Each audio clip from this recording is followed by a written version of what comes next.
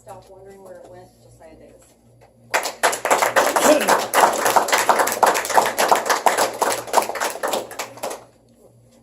Madam Toastmasters, fellow Toastmasters, and most honored guests. Look out! Get away!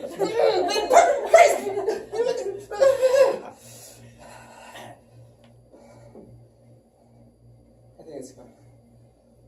Oh, that was scary.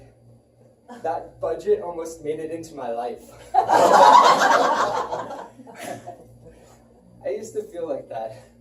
Many people have the incorrect perception that budgets mean that you have to live like a college student, eating these for breakfast and lunch, and these for dinner. But it's not true. A budget could tell you to eat surf and turf, breakfast, lunch, and dinner every day of the year if you can afford it. But that's a discussion for you and your doctor. The great financial expert John Maxwell once said, "A budget is simply telling your money where to go instead of wondering where it went." 61% of Americans don't have a budget. The majority of them have no idea where 10% of their annual income goes. So for those who are making $50,000 a year, $10,000 gone.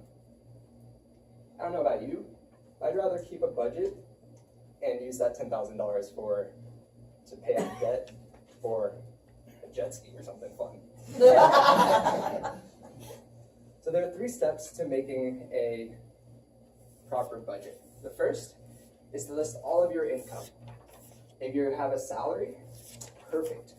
Put it on, you're done.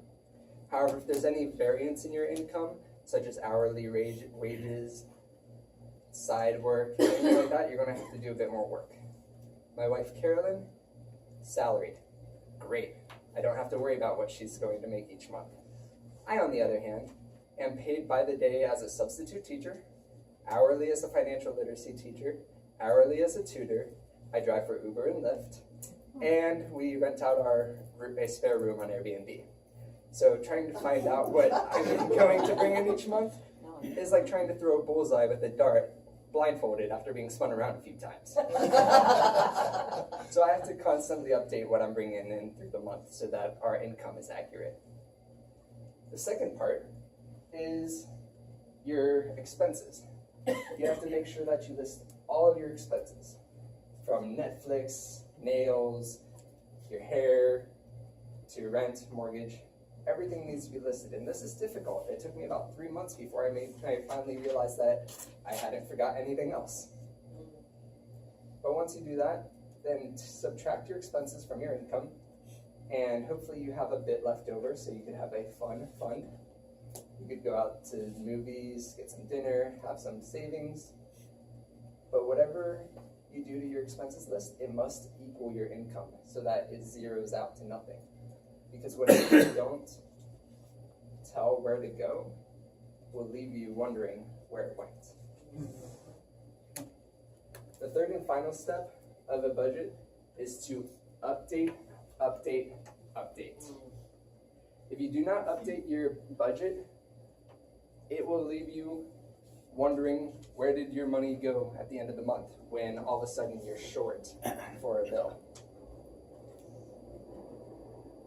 Pretty simple for your nice standard bills, but for the varying bills such as groceries, eating out, kids, all those things that vary every month, the only real way of doing it is to either update it after every transaction or to hang on to the receipts and put them in at the end of the day.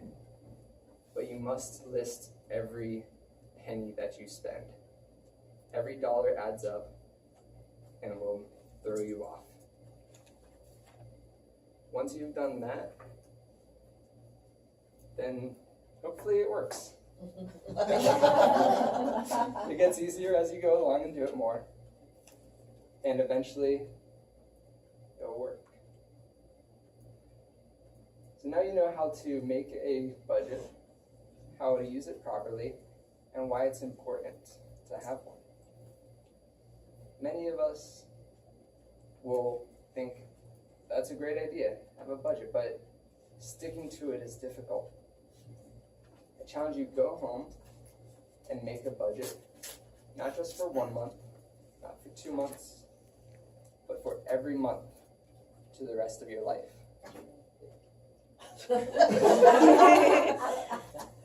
A budget will allow you to do what you want to do with your life. It prevents Starbucks, McDonald's, the huge corporations from taking away what you want. You want to travel in your retirement. You don't want to be spending the rest of your life paying a mortgage.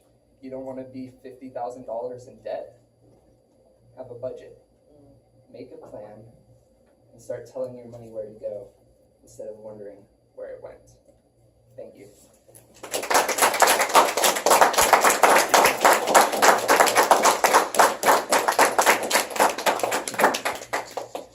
I think we can all learn from that, no matter Yes. what age we That's are. right. Nice job. Oh, I forgot to mention earlier that we did have a change in our schedule. We do not have speaker number 3 as Marie has to leave early today.